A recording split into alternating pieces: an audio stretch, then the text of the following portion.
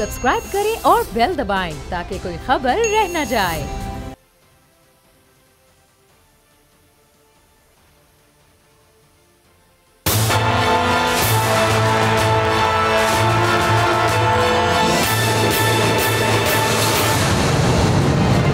Programme तज्जिया, मैं हूं लीना इलियास और आज के इस प्रोग्राम में समी इब्राहिम साहब हमारे साथ मौजूद नहीं है, लेकिन स्टूडियो में मेरे साथ मौजूद है सदीक साजिद साहब और इनाम खटक साहब। दोनों ही बहुत सीनियर रिपोर्टर हैं और एनालिस्ट हैं। इसके साथ साथ लंदन से मेरे साथ मौजूद हैं हमारे नुमाइंदे मीर इकराम साहब।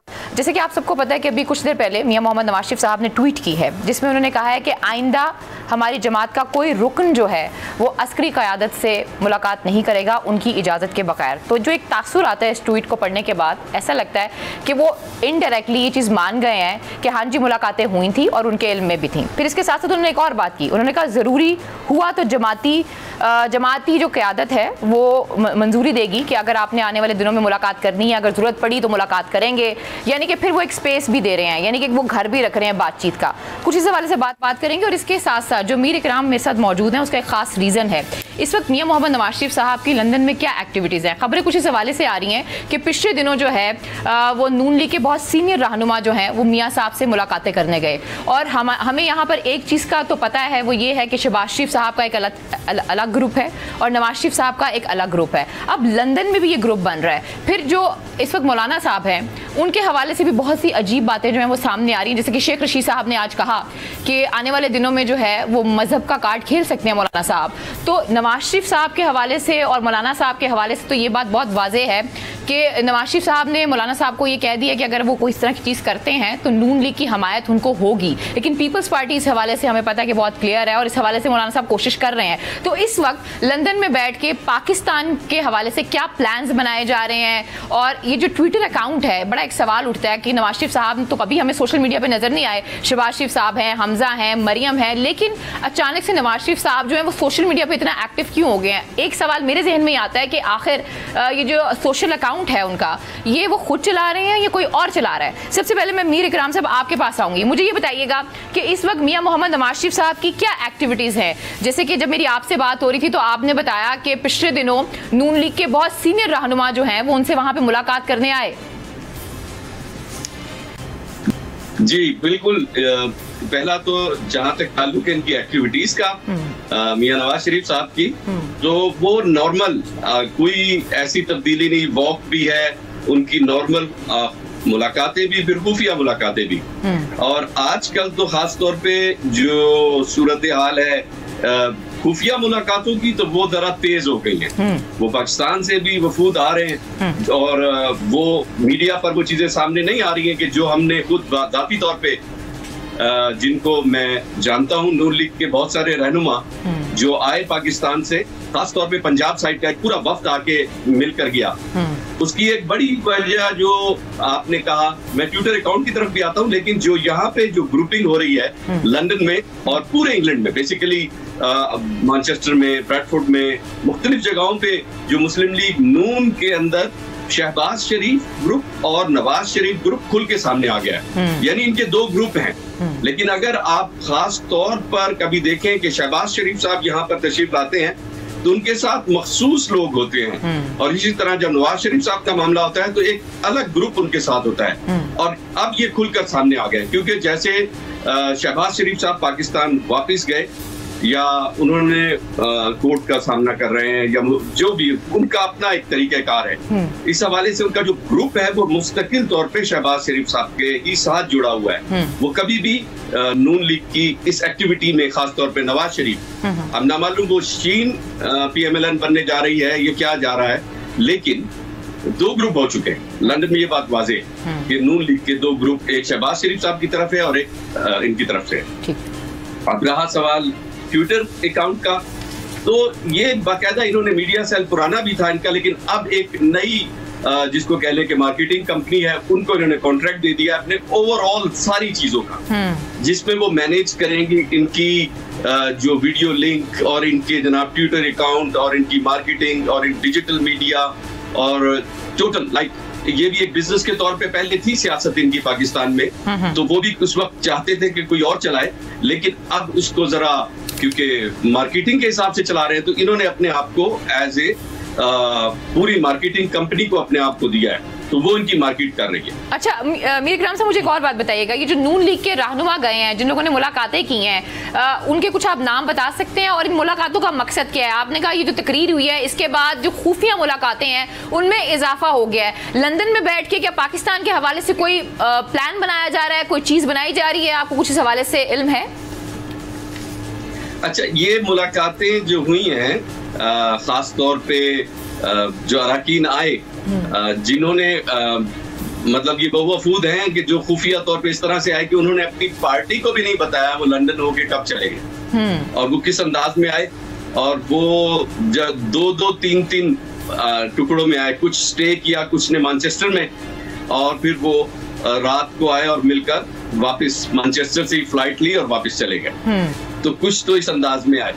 अब क्योंकि मैं नाम इसलिए जरा बता रहा हूँ क्योंकि वो मेरे जाती तौर पे उनसे राब्ते हुए, ठीक, और मैं नहीं चाहूंगा कि वो मुझसे नाराज हो, लेकिन ये ऑथेंटिक है कि मेरी पर्सनल राब्ते रहे और वो आकर मियां साहब से मिलकर गए। और अच्छा, एक तो ये वो ग्रुप है, अगर मैं नाम बताता हूँ तो ये समझ लीजिए कि भारत में ये बता देता हूँ कि पंजाब का एक बहुत बड़ा ग्रुप जो शहबाज शरीफ साहब के साथ हमेशा से रहा, उनके चीफ मिनिस्टर होने के दौर में, और वो ग्रुप जो शहबाज शरीफ साहब का ग्रुप आकर नवाज शरीफ साहब के को मिलकर गया, ये मैं बता सकता हूँ। यानी कि नवाज शरीफ साहब को समझाने की कोशिश की गई, उनको पैगाम देने की कोशिश की गई, कुछ ऐसा समझूं मैं आपकी बात से? जी जी जी बिल्कुल। जो गारंटर थे, बेसिकली जो गारंटर थे वो लोग कि जब नवाज शरीफ साहब बहुत सारे वादे करके पाकिस्तान से गए हैं कि वो किस अंदाज में पैसे देंगे या किस अंदाज में मामलात को हल करेंगे, अब वो हसन और हुसैन को आगे यहाँ पे मनाएंगे कि प्रॉपर्टीज बेचो या ये मैं एग्रीमेंट करके आया हूँ। अब वो तो चाह रहे हैं कि पापा सिर्फ डॉक्टर खेले, वो कोई और बात ना करें। अच्छा, एक और सवाल, यही चाह रहे हैं। एक तो अरेस्ट वारंट के हवाले से हमें बताइएगा, वहां पे कोई रिसीव करने के लिए तैयार नहीं है, और दूसरा मुझे ये बताएं कि नून लीग के अलावा क्या दूसरी किसी जमात के जो लोग हैं या वफ्द आपको नजर आया उनके घर के आसपास, या कोई ऐसी मुलाकातें हुई हैं? देखिए, एक मेरे जराए से मुझे पता चला है कि जहांगीर तरीन साहब की मुलाकात हुई है, ठीक है। एक जो मेरे जराए हैं, और दूसरी चीज ये है कि जहांगीर तरीन साहब की पीटीआई से कोई मुलाकात नहीं है इंग्लैंड में, तो पीटीआई से राब्ते में नहीं है जो यहाँ की लोकल है।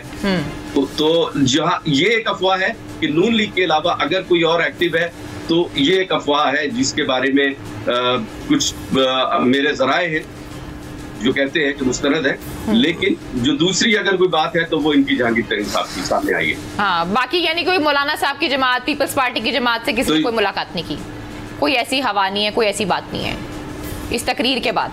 नहीं। और दूसरा ये कि दूसरा ये ना बड़ा खुफिया तरीके से अपनी मुलाकातें ठीक हो गया। अब वो इसाक डार साहब हैं, वो अपने तरीके से वो अलहदा कर रहे हैं और बाकी लोग अलहदा कर रहे हैं। अच्छा। तो ये दो हिस्सों में बटे हुए हैं और बड़ा एक टीम वर्क, जैसे मैंने कहा, इन्होंने एक पूरा अपनी एक सोशल मीडिया टीम के तहत काम कर रहे हैं। अब बेटों को खरीदो फरोख्त की आदत तो पुरानी है, कारोबारी लोग हैं, तो उन्होंने दायरे कुछ लोग अपने रख लिए हैं जो उनकी सोशल मीडिया के लिए प्रमोट कर रहे हैं उनको, इनके जो इनकी हम ख्याल है। चलें, ठीक है, बहुत बहुत शुक्रिया मीर इकराम साहब हमारे साथ होने के लिए। मैं आऊँगी आपकी तरफ, आपकी इजाज़त से। इनाम खटक साहब, मुझे ये बताएं कि ये जो मीडिया के ऊपर जब मैं इस तरह की ट्वीट देखती हूँ ना, तो मेरे जहन में एक सवाल आता है, और वो होता है मरियम का, क्योंकि हमने देखा कि मरियम किस तरीके से चीज़ों को ऑर्गेनाइज करती थी, ठीक है, जब इनकी हुकूमत थी, और उसके बाद भी वो करती रही है ऑर्गेनाइज। अभी भी बहुत से लोग ये सवाल कर रहे हैं कि मियाँ साहब जो ये ट्वीट कर रहे हैं बेसिकली वो नहीं कर रहे हैं, बेशक कंपनी जैसे कि बताया इकराम ने हायर की गई है, ये जो सारी चीज़ें की गई हैं ये मरियम ने करवाई हैं, और उन्होंने कहा कि अगर आपने अपने बयानी को आगे लेकर चलना है तो सोशल मीडिया पर आपको एक्टिव होना पड़ेगा जब तक कि आप पाकिस्तान नहीं आते। एलिना, अगर उन्होंने ये मशवरा दिया है कि आपको सोशल मीडिया पर आना पड़ेगा और अपना बयानी आगे लेकर जाना पड़ेगा, तो मेरे ख्याल से बड़ा ही कमज़ोर मशवरा है। मियां नवाज शरीफ जैसे अवामी लीडर का सोशल अकाउंट बनना ये बजाते खुद एक बड़ी खबर है। इसका मतलब है कि जो ग्राउंड पॉलिटिक्स है उनसे वो कोसों दूर गए हैं। और सोशल मीडिया तो आप देखें कि टिकटॉक की वीडियोस कितनी मशहूर हो जाती है, मिलियन में उनकी व्यूज़ होते हैं। तो इसका ये मतलब नहीं है कि जो ज़्यादा पॉपुलर है वो अपना बयानिया भी उसका पावरफुल है। सियासत में ये बात नहीं होती। आप कन्विंस करते हैं, आप ग्राउंड रियलिटी को देखते हैं। और ये कहना कि मियां नवाज शरीफ साहब या मरियम नवाज ने मशवरा दिया है, तो एलिना देखें, हम भी पार्लियामेंट को कवर करते हैं, हम भी इन्हीं सियासी जमातों से सीखते आ रहे हैं, इनकी गलतियाँ हैं, हम इनकी कुछ अच्छाइयाँ भी होती हैं, लेकिन तकरीबन 10 माह तक तो मरियम नवाज़ खुद खामोश रही हैं। ऐसे वक्त में जब पार्टी जो सेकंड टियर की आदत है, उनको गाइडेंस की बड़ी ज़रूरत थी, लेकिन हमने देखा कि मियां नवाज शरीफ साहब और उनकी साहिबजादी मरियम मुकम्मल खामोशी उन्होंने इख्तियार की हुई थी। और यही वजह है कि जिस तरह मीर अकरम साहब कह रहे हैं कि कैंप्स हैं, तो ये 2 कैंप्स भी नहीं है। मैं मीर साहब आपको बताऊं, ये बहुत ज़्यादा कैंप्स हैं। क्यों? क्योंकि उनका वर्कर कंफ्यूज है, उनकी सेकंड टियर थर्ड टियर की लीडरशिप जो है वो कंफ्यूज है। अब आप देखें कि खुद जो सीनियर लीडरशिप है उनकी, वो of the record Sadiq Sajid साहब बैठे हैं कि वो एक दूसरे के खिलाफ किस किस्म की आवाज़ें कसते हैं, यानी क्या कुछ नहीं कहते। चौधरी निसार साहब ने जो मशवरा दिया था कि मियाँ साहब आपको ये रास्ता नहीं अपनाना चाहिए, वही बातें आज उनके ख्वाजा आसिफ साहब भी कर रहे हैं, हालांकि उस वक्त नहीं कर रहे। तो मेरे ख्याल से ये भी एक मैच्योरिटी आ रही है। और मैं तो ये कहूँगा कि जैसे आपने मुलाकात, लेकिन वो जो खामोशी की बात है ना, जो आप कहने के खामोश रही मरियम साहिबा और नवाज शरीफ साहब भी गायब रहे, उसका रीजन शायद यही था कि उनको लगता था कि कहीं ना कहीं कोई चीज आ जाएगी। और अभी भी आप देखें, उन्होंने मसलन एक स्पेस रखी हुआ है कि जरूरत हुई तो हम देखेंगे और हम मिल लेंगे। अभी भी उन्होंने दरवाजे बंद नहीं किए हैं, जो मुझे इस सियासत में कोई दरवाजे बंद नहीं होते। और यही मौलाना फजल रहमान साहब का भी है। अगर जिसने पार्लिमानी सियासत पर जो यकीन रखते हों, जिन्होंने चे गुवेरा नहीं बनना हो, तो वो तो जाहिर है कि उनके जो दरवाजे हैं बातचीत के वो हमेशा खुले रहेंगे। और ये लोग जिन्होंने 3-3, 4-4 बारियां ली हुई हैं, ये तो अफोर्ड ही नहीं कर सकते अपोजिशन में, इतने प्रोलॉन्ग अपोजिशन में बैठना। तो मेरे ख्याल से ये एक अच्छी रिवायत भी है। और जहाँ तक ये बात चल रही है कि किसकी मुलाकातें हो रही हैं, तो मेरे ख्याल से अपोजिशन को अब आवाम को नहीं लीड करना चाहिए। अपोजिशन खुद एक पेज पर नहीं है। मतलब क्या इमरान खान के खिलाफ आपने सीसा पलाई हुई दीवार बनना है? पहले आप अपोजिशन के रैंक्स को तो यूनाइट करें। और आज जो सबसे एलिना अहम बात है, वो अवामी नेशनल पार्टी के प्रेसिडेंट एमल वली खान, जो कि यंग जनरेशन को रिप्रेजेंट कर रहे हैं, आज उन्होंने कहा है कि मौलाना फजल रहमान ने जो 2000 कनाल का फार्म हाउस बनाया है, ये क्यों बनाया है?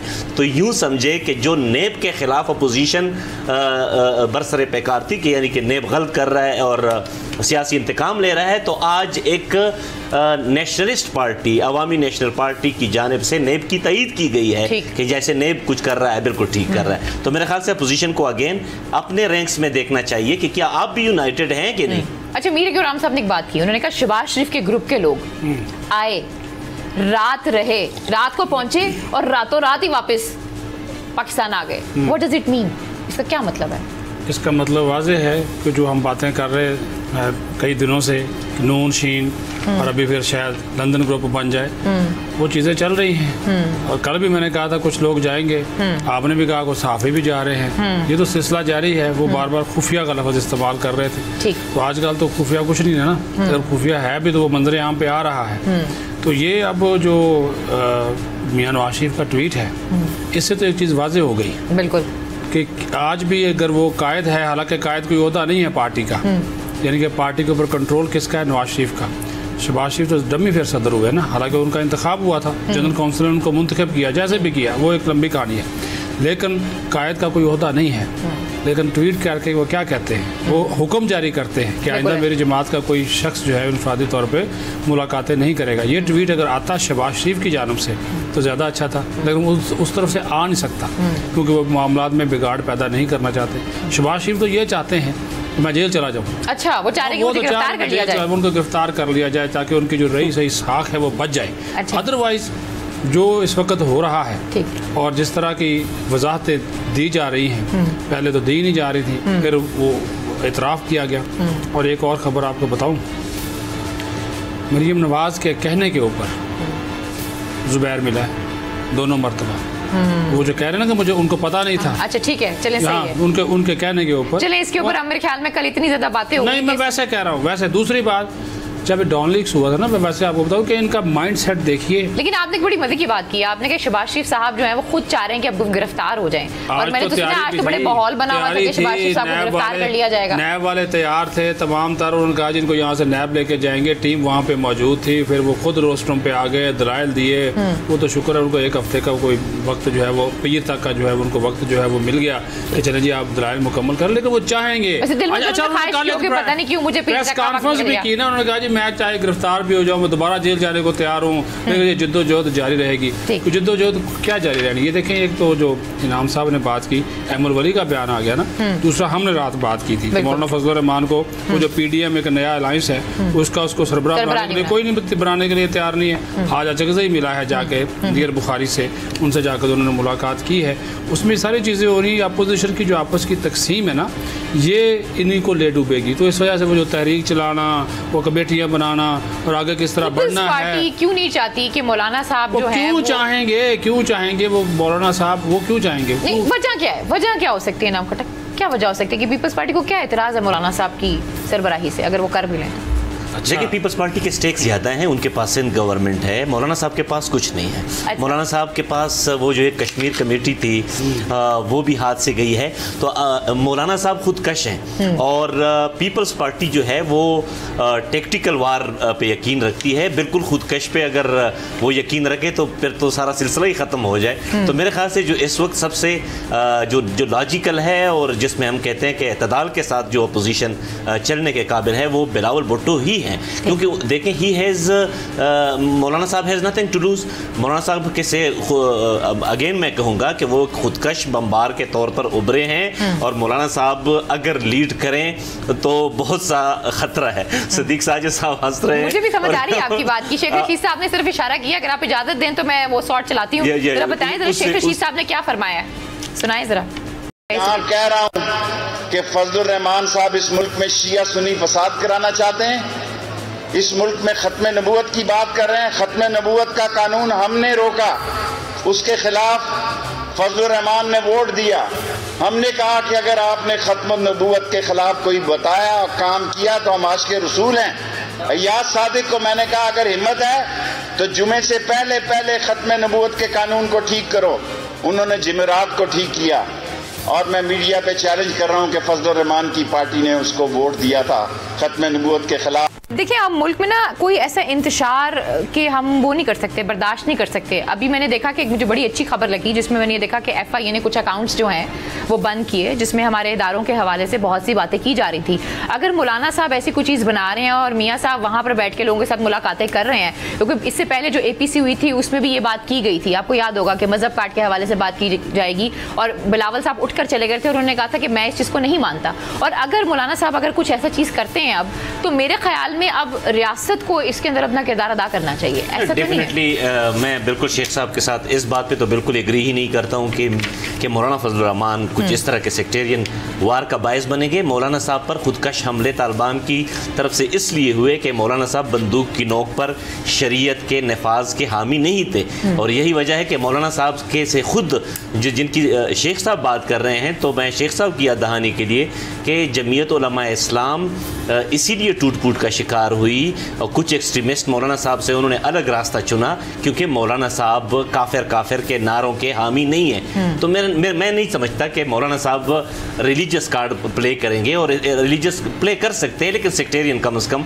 नहीं करेंगे। और ये इस बात का इआदा करना और एक वफाकी वजीर के होते हुए मेरे ख्याल से Alina being an academician, journalist और एक रिस्पॉन्सिबल सिटीजन की हैसियत से हमें ये फिक्र दोहराने भी नहीं चाहिए, खुसूसी तौर पर नेशनल मीडिया के ऊपर। लेकिन हम शेख रशीद साहब को देखें ना, उस तरीके से तो नहीं उनको वो कर सकते, डिनाय तो नहीं कर सकते। कल भी वो जो बातें कर रहे थे वो सारी ठीक थी, आज भी उन्होंने जो बात की वो सारी ठीक थी। और अगर वो ये बात कर रहे हैं तो यकीनी सी बात है कि इन्फॉर्मेशन की बात पे कर रहे हैं और प्रोपेगेंडा में फर्क है। सियासी बात की है शेख रशीद ने, मौलाना ये खुद भी अफोर्ड नहीं कर सकता। अच्छा। अगर वो मजहबी कार्ड इस्तेमाल करेगा वो इसको अफोर्ड नहीं कर सकता, उसकी पार्टी का ये ओवरऑल बयानिया भी नहीं है। फिर दूसरी बात है कि दूसरी दीनी जमातें हैं, अभी तक आप जो मर्जी कर ले, एक तरह का इतिहाद जो MMA का है वो कागजों में तो मौजूद है ना जी, उसको भी फिर ज़्यादा पहुंचेगी। और फिर मौलाना साहब आगे ज़ाहिर है वो एक सियासत भी करते हैं, और अगर वो इसी को लेकर आगे चलेंगे तो पीपल्स पार्टी उनका साथ नहीं देगी। पीपल्स पार्टी किसी तौर पे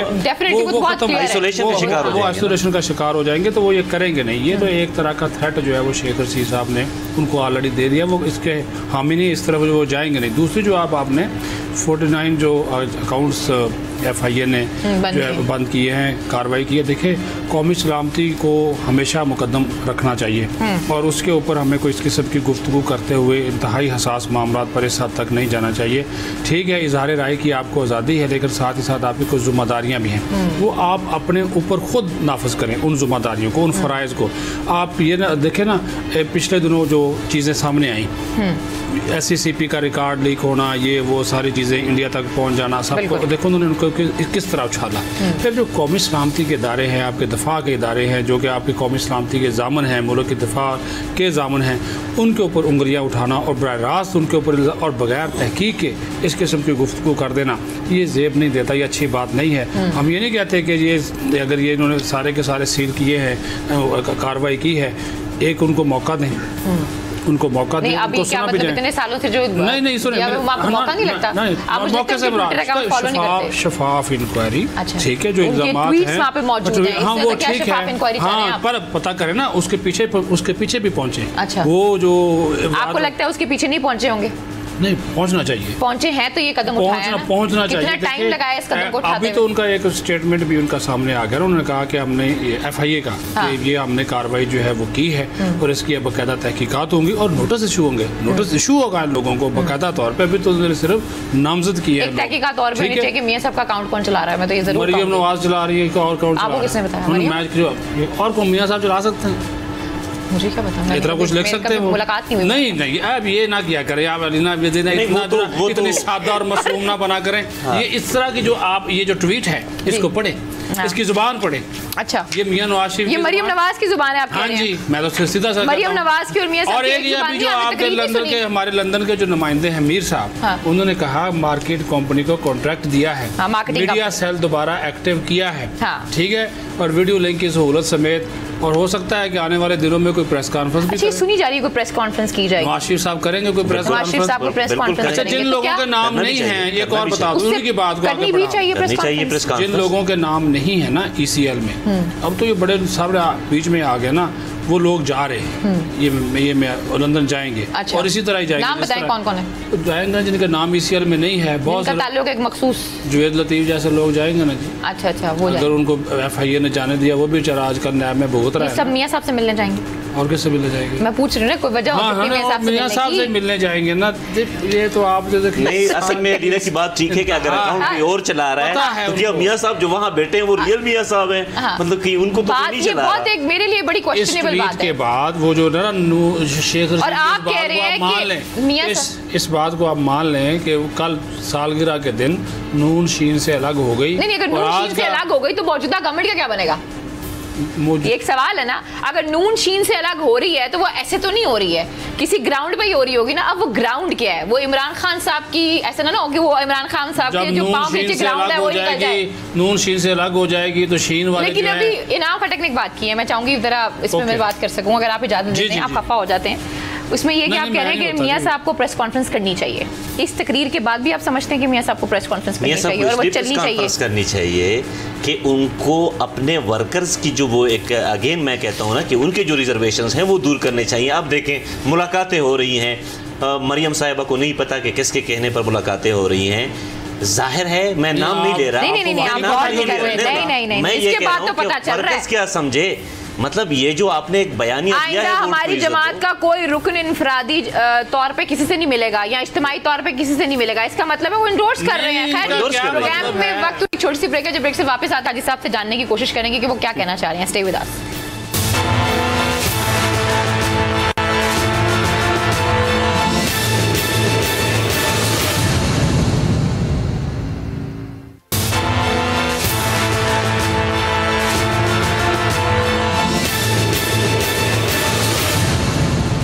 वेलकम बैक नाज़रीन, तो फिर आपको खुशामदीद कहते हैं। और ये इस तरह की खबरें जो हैं वो सर्कुलेट करवाई जा रही हैं। अब मुझे नहीं पता कि इन खबरों में कितनी सदाकत है और कितनी नहीं है। यही कहा जा रहा है कि मियां मोहम्मद नवाज शरीफ साहब जो हैं वो प्रेस कॉन्फ्रेंस कर सकते हैं। और आपसे मेरी इस हवाले से बात हो रही थी और आप ये कह रहे थे कि मियां मोहम्मद नवाज शरीफ साहब को प्रेस कॉन्फ्रेंस करनी चाहिए ताकि वो अपने कारकुनों को एतमाद में ले सकें। लेकिन मसला ये है कि उनकी जो प्रेस कॉन्फ्रेंस है उसके हवाले से यही कहा जा रहा है कि उसमें उन्होंने कारकुनों को एतमाद में नहीं लेना। बेसिकली जो वो अपना एक बयानिया लेकर चलते आ रहे हैं उसी बयानिया को वो मजीद लेकर जाएंगे। ये कैसा बयानिया है कि आप सात समंदर पार बैठ कर कोई बयानिया चला रहे हैं? मैं ऐसे एग्री नहीं करता हूँ। अगेन उनको आना चाहिए ग्राउंड पे, वो क्या कर रहे हैं वहाँ पर। सारी कौम ने उनकी सेहत के लिए दुआएं की हैं। ठीक है, अगर वो बीमार हैं तो अल्लाह उनको शिफा दे, लेकिन नाउ ही सीम्स गुड, वो अपने भरपूर यानी अच्छी पोजीशन में है, फार्म में है, तो उनको आना चाहिए। और मियाँ साहब को जो कुछ करना है पाकिस्तान के अंदर ही करना चाहिए। फिर ये बात जो सदीक साजिद भाई ने बात की कि ये शीन अलहदा हो गए, तो बट ठीक है, मियाँ साहब को पाकिस्तान में मज़ीद इनकलाब लाने की कोई ज़रूरत नहीं है। उनको अपनी पार्टी को जो है वो यूनाइट करनी चाहिए। आप देखें कि कोई इस तरफ मुंह उठा के चला जा रहा है, कोई इस तरफ, यानी किसी को पता ही नहीं है कि मुस्लिम लीग का असल बयानिया क्या है। मियाँ साहब इंतकाम ला रहे हैं पार्टी में, जी बताइएगा। क्या आप इंतकाम लेकर आ रहे हैं और वो भी अपने भाई से ले रहे हैं, छोटे भाई से। जी बताएं। वो तो ज़ाहिर है, अब वो मरियम, फिर ये प्रेस कॉन्फ्रेंस का क्या सीन है, हो रही है? आपने तो सुना बातचीत भी की है उधर। नहीं, वो तो जो तर्जुमान है नून लीग की मरियम औरंगजेब साहबा, उन्होंने इसकी तरदीद की है। ये वही तर्जुमान है ना जो पहले एक वो निकालती है लिस्ट और फिर बाद में कहती है वो लिस्ट नहीं है, तो उनकी तरदीद को हम कैसे मान लें? तो देखें ना, वो वही वाली लिस्ट, अब वो फिर आप दूसरी तरफ चले जाते हैं ना। ये बात बहुत देखें, वो जो लिस्ट अब जहाँ से आई उन्होंने खुद तो नहीं बनाई थी, पार्टी सदर ने भेजी, कहा कि ये जारी कर दी। ठीक, कायद ने कहा वापस ले, उन्होंने वापस ले ली। ठीक, कायद बड़ा है ना जी, बिल्कुल कायद बड़े, कायद बड़ा होता है ना। सदर, मुझे लगा सदर बड़ा होता है पार्टी। नहीं, कायद बड़ा है। अच्छा, कायद बड़ा है। मुझे इतना पता है कि पार्टी सिस्टम में सदर बड़ा होता है जिसका काम शाम होता है। वो सिस्टम, अब डेफिनेटली पता समझ आ गई हमें कि बेसिकली कायद बड़ा होता है। जो दूसरी बात कर रही है ना, मुख्तसर बात कर दूं, वो ये है कि प्रेस कॉन्फ्रेंस में उन्होंने वही बात करनी है जो उन्होंने APC में कहा था कि मेरे पास और बहुत सी चीज़ें हैं, तो किसी मुनासिब वक्त पर मैं बताऊंगा।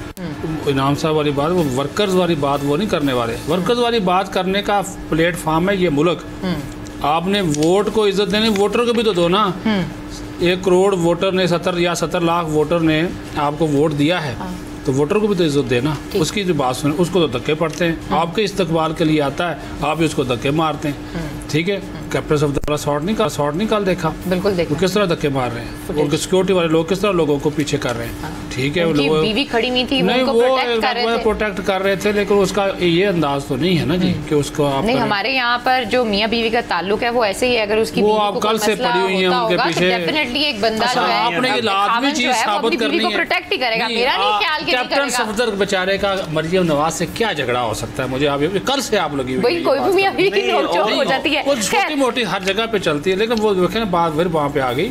अगर नवाज शरीफ साहब ने अपनी पटारी से कोई सांप निकालना ही है, कुछ नहीं निकाल सकते। नहीं, वो यही निकालेंगे। ये जो ट्वीट आ गया यही निकालेंगे ना, ज्यादा से ज्यादा इन इदारों के ऊपर और कोई बात करेंगे। लेकिन फिर वही बात है कि फिर उनका एजेंडा वर्कर नहीं है, अवाम नहीं है, उनका एजेंडा फिर कुछ और है। तो उनका एजेंडा तो वर्कर है ही नहीं है, उनका एजेंडा तो अवाम है ही नहीं। अगर अवाम होते तो कभी इस तरह की तकरीर ना करते, नहीं करते, कभी भी इस तरह की तकरीर ना करते। वो अपने बयानिया की तकरीर करते, वो वोटर को बात करते। और शीन लीग की जो बात है, जो मैंने सवाल किया था ब्रेक पे जाने से पहले, इनाम मैं आपसे करना चाहूंगी। देखें, कोई भी अगर इस तरह की चीज सामने आती है तो उसकी कोई ना कोई तो ग्राउंड होगी। अब अगर वो किसी ग्राउंड के ऊपर सामने आ रही है तो इसका मतलब है जो हमारा पॉलिटिकल सिस्टम है उस पर इसका इम्पैक्ट तो होगा, डेफिनेटली होगा। देखिए, मैं एक PMLN के सीनियर, मैं नाम नहीं लेना चाहता हूँ, लेकिन उनके एक बात से मैं एग्री करता हूँ कि मियाँ साहब अगर हार्श हो जाते हैं तो शहबाज शरीफ ऑटोमेटिकली उनका जो स्टांस है वो साफ्टन होगा। वो ऐसे नहीं करेंगे कि अगेन किश्तियाँ कोई नहीं जला कर आया, ना मियाँ साहब ने कोई किश्तियाँ जलाई हैं ना वो जलाएंगे। सेम इस case with other political parties.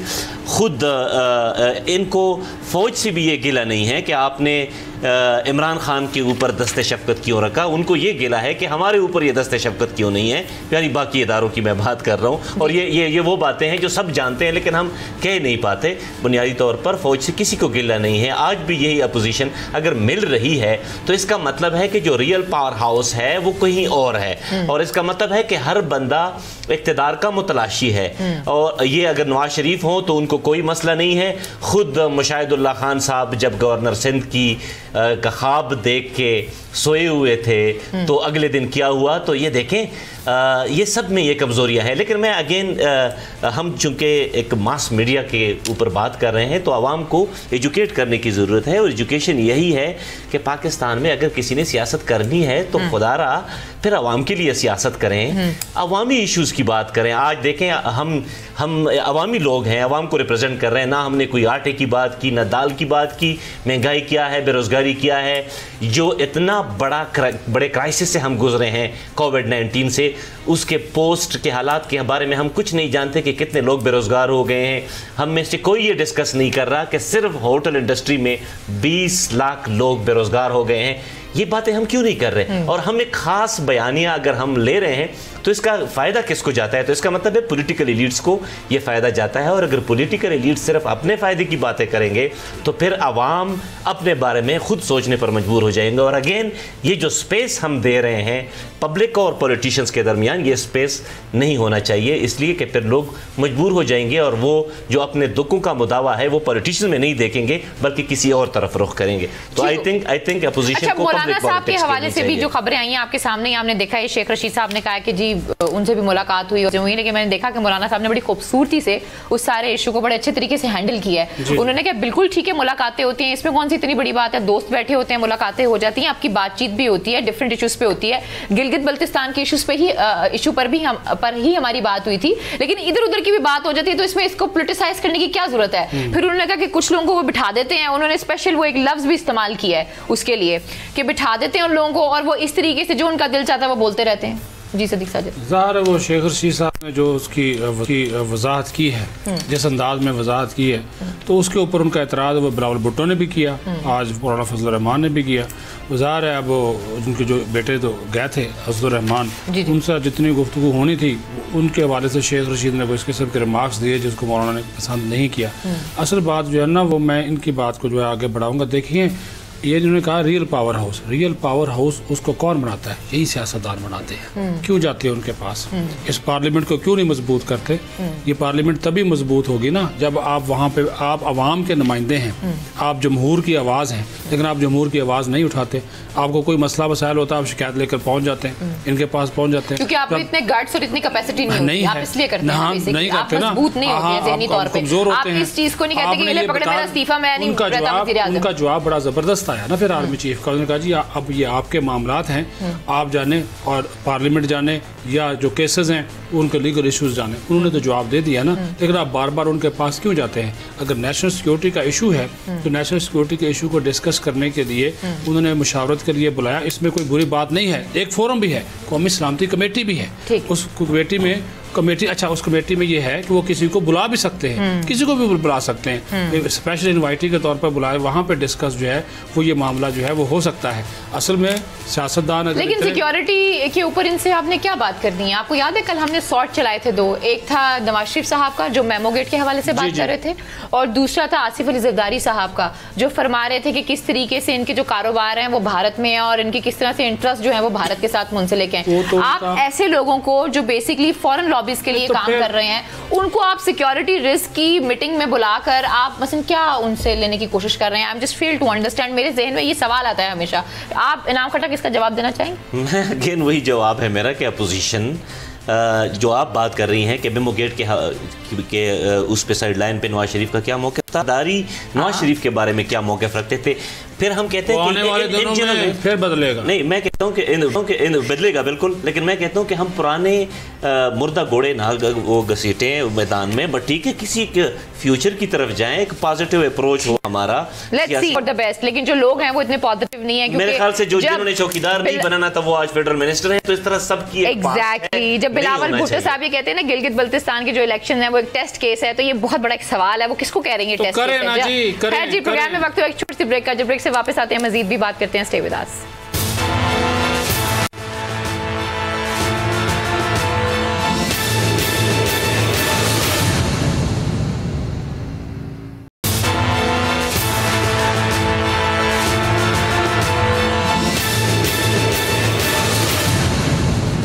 Welcome back नाज़रीन, फिर आपको खुशामदीद कहते हैं। और सबसे पहले जो मैं स्टोरी करना चाहूँगी सदीक साजिद साहब, जो आप ही की स्टोरी है, एक तो मोहसिन जो रांझा है उस वाली तो हमने देखी जो CCPO वाला सारा इशू हुआ था, लेकिन उससे पहले अगर आप इजाज़त दें तो ये जो पब्लिक अकाउंट कमेटी में एक पूरा तमाशा लगा हुआ है कि जो ऑडिट पैराज हैं ये अफसरों के साथ बैठ के खुद ही सेट कर लेते हैं, और उस पब्लिक अकाउंट कमेटी में गवर्नमेंट के लोग भी होते हैं और हर चीज़ सेटल डाउन हो जाती है। ये आज भी कुछ इस तरह की चीज़ें हुई हैं?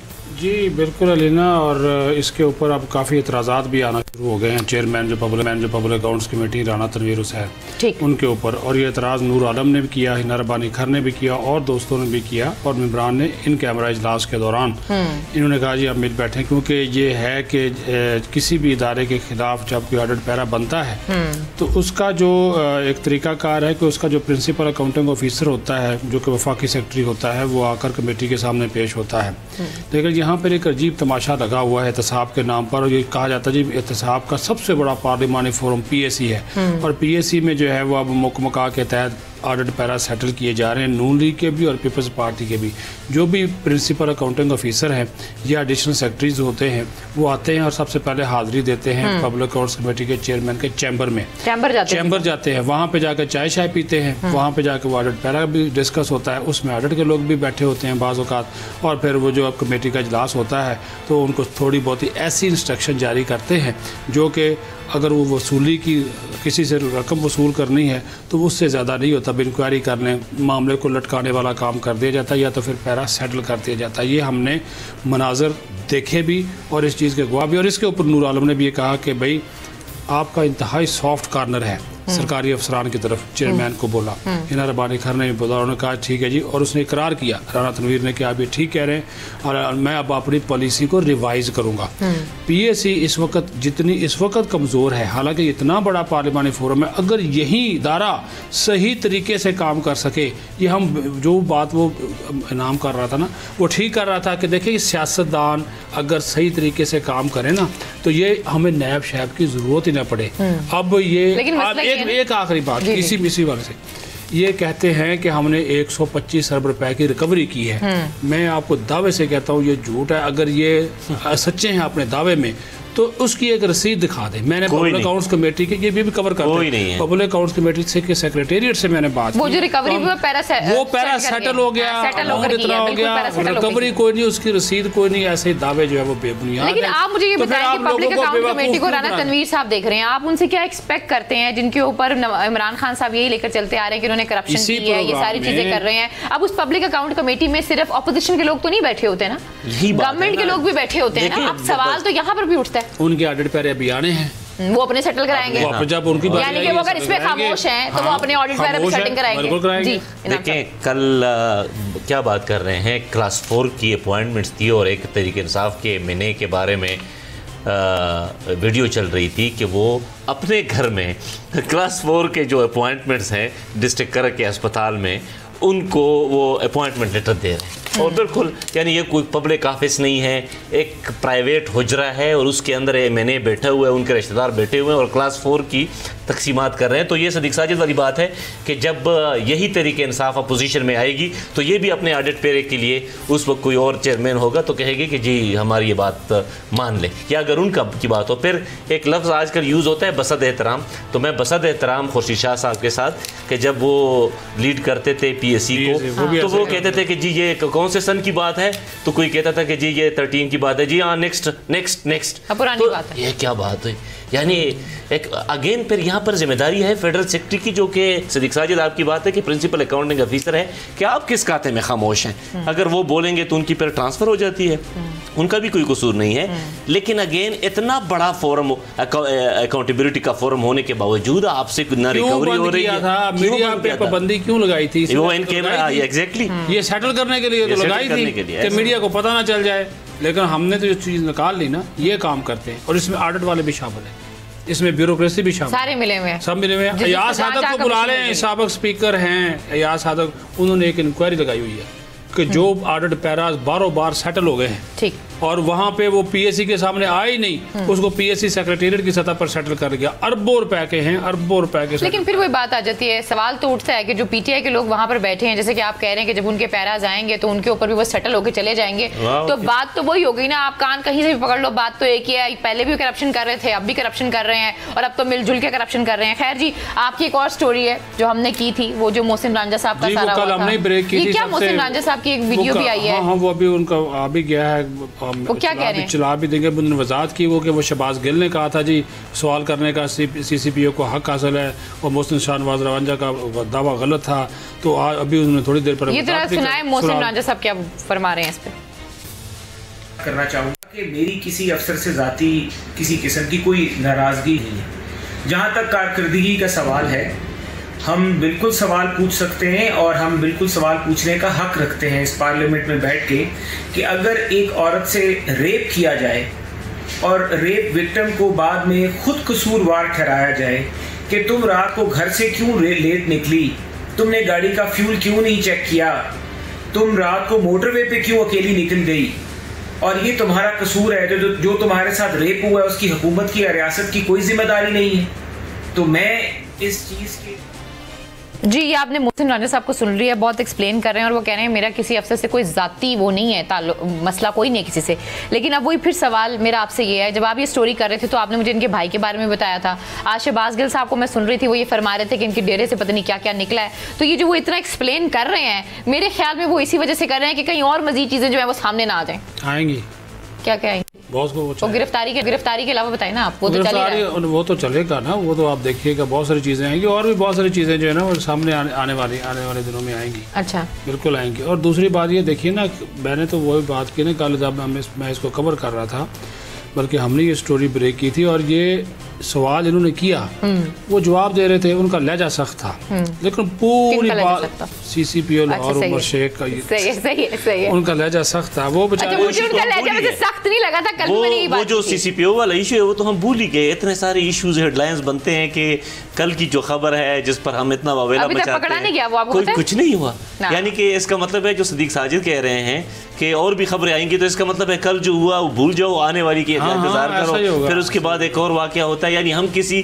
कंक्लूजन पर नहीं पहुंचेंगे, कोई इस्लाह नहीं करेंगे, बस कल एक और इशू खड़ा कर दिया जाएगा, देख लीजिए, उसको भूल के फिर नहीं, वो इशू खड़ा नहीं किया जाता। Let me correct over here, because हम एक गलत तासुर देते हैं जब हम ये कहते हैं कि जो इशू जो है वो खड़ा किया जाता है। इशू खड़ा नहीं होता, इशू होता है, वो हमारे सामने आ जाता है, लेकिन मसला ये कि कुछ और इशूज आ जाते हैं तो मेन इशू हमारी आंखों से हट जाता है। अब सवाल तो ये पैदा होता है ना कि हम पंजाब गवर्नमेंट को जब देखते हैं तो वो इतने बड़े बड़े दावे करते हैं और उनके सारे जो वजीर हैं वो आकर नहीं, पंजाब गवर्नमेंट ने कोई दावा नहीं किया। नहीं, चौहान साहब ने कहा कि मैं ढूंढ लेंगे, ये कर देंगे, हफ्ते में मिल गया, 8 दिन में मिल गया, 15 दिन में मिल गया, अभी तक तो वो बंदा नहीं मिला। दरबारों में देखे जी, दरबारों में, खानकाहों में, इमाम बारगाहों में, सादा कपड़ों में उन्होंने पुलिस लगा दी है, वो पकड़ा जाएगा, कोई बात नहीं। मेरे ख्याल से उसके पास पैसे खत्म हो गए हैं, उसके रिश्तेदार सारे या तो हिरासत में हैं या उनकी निगरानी हो रही है, तो ये वही पकड़ लेंगे, कोई ऐसी बात नहीं है। उन्होंने कहा नहीं, लेकिन उस वक्त फिर ये भी कहा कि डिजिटल फोरेंसिक मैं कर रहा हूँ, तो एतबार करे ना उनके ऊपर।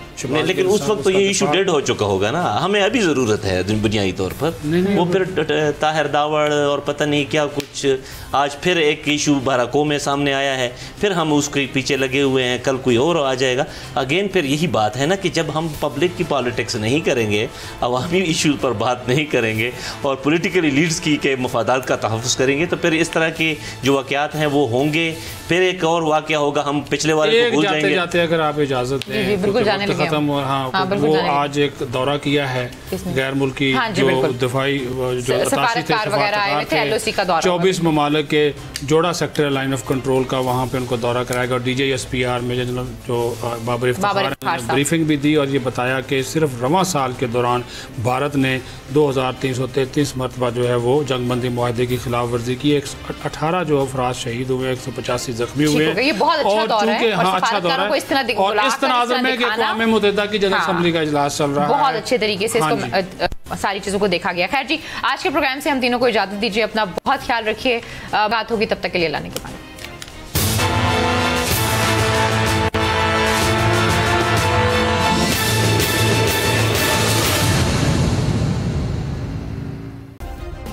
सब्सक्राइब करें और बेल दबाएं ताकि कोई खबर रह न जाए।